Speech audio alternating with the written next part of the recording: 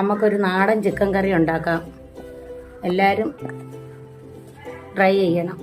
ആദ്യം മല്ലിപ്പൊടി, പിന്നെ മുളക് പൊടി ഒന്ന് വറക്കാനാണ്, ഞങ്ങൾ വറുത്താണ് ഇടുന്നത്. പിന്നെ ചിക്കൻ മസാല, മഞ്ഞപ്പൊടി ഇതിട്ട എല്ലാം എടുത്ത് വറക്കാം.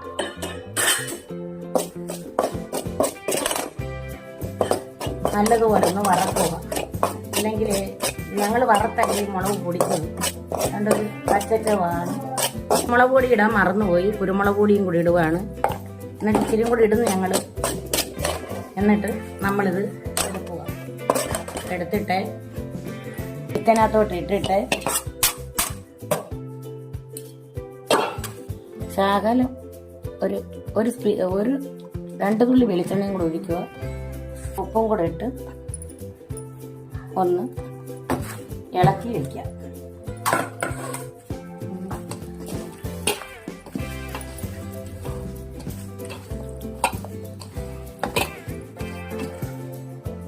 ഞങ്ങൾ തൈരൊന്നും ഇട്ടല്ല ചിക്കൻ, ഞങ്ങൾ സാധാ ഒരു ചിക്കൻ കറി, ഞങ്ങൾ നാടൻ ചിക്കൻ കറി ഞങ്ങൾ സാധാരണ നമ്മുടെ വീട്ടിൽ ഉണ്ടാക്കുന്ന രീതി. കരിവേപ്പിലയും മല്ലിയിലയും കൂടി ഇതിനകത്തിട്ടൊന്ന് ഇളക്കി യോജിപ്പിച്ച് വയ്ക്കണം. ഞങ്ങളല്ലാതെ ഇതൊക്കെ ചവയ്ക്കുന്നുണ്ട്, അത് കൂടാതെ ഇത് അത് അടച്ചു വെക്കുക. ഇതിനകത്ത് ചേർക്കാൻ ഒന്ന് ചവയ്ക്കാനാണ് വെളുത്തുള്ളി ഇടുക, ഇഞ്ചി ഇടുക, പിന്നെ ഒരു പെരുംജീരകം, പിന്നെ മല്ലിയില, കരിവേപ്പില ഇത്രയിട്ട് നമ്മൾ ചതച്ചെടുക്കുക. ഞങ്ങളിത് ചിക്കൻ 2-3 കാലെടുത്ത് വറക്കാനും കൂടെ ഇത് റെഡിയാക്കുന്നത്. ചിക്കൻ കറി വയ്ക്കാൻ ഉരുളി എടുക്കുക. ഞങ്ങൾ ചെറുതായിട്ടൊക്കെ ചിക്കൻ കറി വയ്ക്കുന്ന ഉരുളിയാണിത്. ഉരുളി എടുക്കുക. എന്നിട്ട് ഇതിനകത്ത് ഇച്ചിരി വെളിച്ചെണ്ണ ഒഴിക്കുക.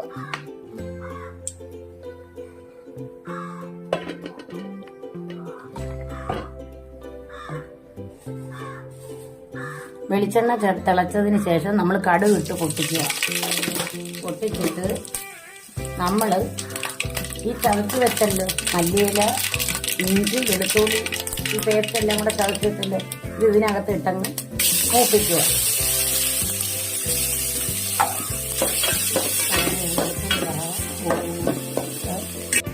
ഇത് മൂത്ത് ഇനി നമുക്ക് അടുത്തത് തേങ്ങ ഇട്ടൊന്ന് മൂപ്പിക്കാം. തേങ്ങയൊന്ന് മൂക്കുന്നത് നല്ലതാണ്. ഞങ്ങൾ തേങ്ങ ഇടും ചിക്കൻ കറിക്ക്. എനിക്ക് ഭയങ്കര ഇഷ്ടമാണ് തേങ്ങ ഇടുന്നത്.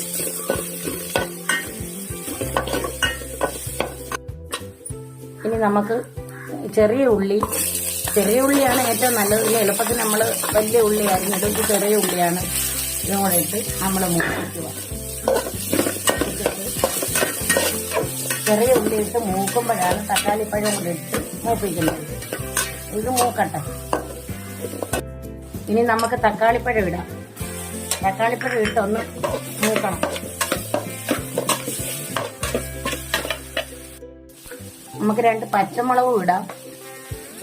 പച്ചമുളക് ഇട്ടിട്ട് നമ്മൾ നാടൻ രീതിയിലാണ്. തൈരും ഇതൊന്നും ഞങ്ങൾ ഒഴിച്ചില്ല. കാരണം ഒഴിക്കുന്നവരുണ്ട്. പക്ഷെ ഞങ്ങളിപ്പോൾ നാടൻ രീതിയിൽ വെക്കും. നമ്മുടെ വീട്ടിൽ പണ്ടൊക്കെ വെക്കുന്ന രീതിയിൽ തന്നെ. ഇനി നമുക്ക് മസാല തേച്ച് വെച്ച ചിക്കൻ ഇടാം. ചിക്കൻ ഇതിനകത്തിട്ട് നമുക്കൊന്ന് ശരിയാക്കണം. ഈ എണ്ണയ്ക്കകത്തിട്ട് അന്നേരം ഒരു നല്ലൊരു മയം കിട്ടൂല. വെന്തം ഉടയത്തില്ല. ഇപ്പോഴത്തെ ചിക്കനൊക്കെ എളുപ്പം വെന്തുടയുന്നില്ല. ഞങ്ങൾ കുക്കറിലൊന്നും ചിക്കനൊന്നും വെക്കത്തില്ല. ഒരു സാധാ രീതിയിൽ വെച്ചിട്ട്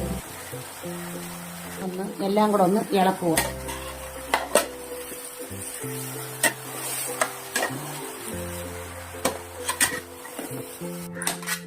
നമ്മളിതെല്ലാം ഇളക്കിയതിന് ശേഷം ചൂടുവെള്ളം ഒഴിച്ച് വേവിക്കണം. ഇങ്ങനെ ഇളക്കുമ്പോൾ ചൂടുവെള്ളം ഒഴിക്കേണ്ട, പച്ചവെള്ളം ഒഴിക്കരുത്. ചിക്കൻ ഈ ബീഫായാലും എന്താ വെച്ചാലും പച്ചവെള്ളം ഒഴിക്കരുത്. ചൂടുവെള്ളം ഒഴിച്ചാണ് വേവിക്കേണ്ടത്. കുറച്ച് വെള്ളം. പിന്നെ നമുക്ക് ഈ മുളക് വറുത്തേന്ന് വറച്ചാൽ ഒരു കളർ കിട്ടാനും വേണ്ടിയാണ്. മറ്റേത് പച്ച മുളക് പൊടി ഇടുമ്പോൾ ഒരു വേറെ കളറാണ്. അല്ല, അതിലും കളർ വേണമെങ്കിൽ ഞാനൊരു ടിപ്പ് പറഞ്ഞുതരാം.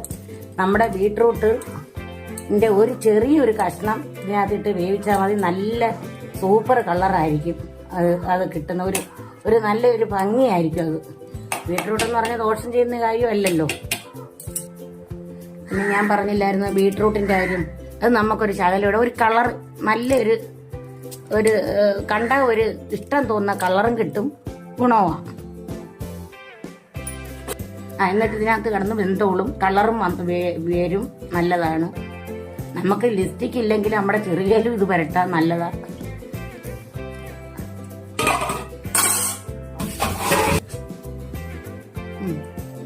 ബീട്രൂട്ട് അരിഞ്ഞ് നമ്മൾ ചിക്കനകത്തിട്ട് വേവിക്കുക. ഒന്ന് തുറന്ന് നോക്കട്ടെ ചിക്കന്. എല്ലാം റെഡിയായി. പക്ഷെ ഇവിടെ ഇച്ചിരി കൂടെ പറ്റണം.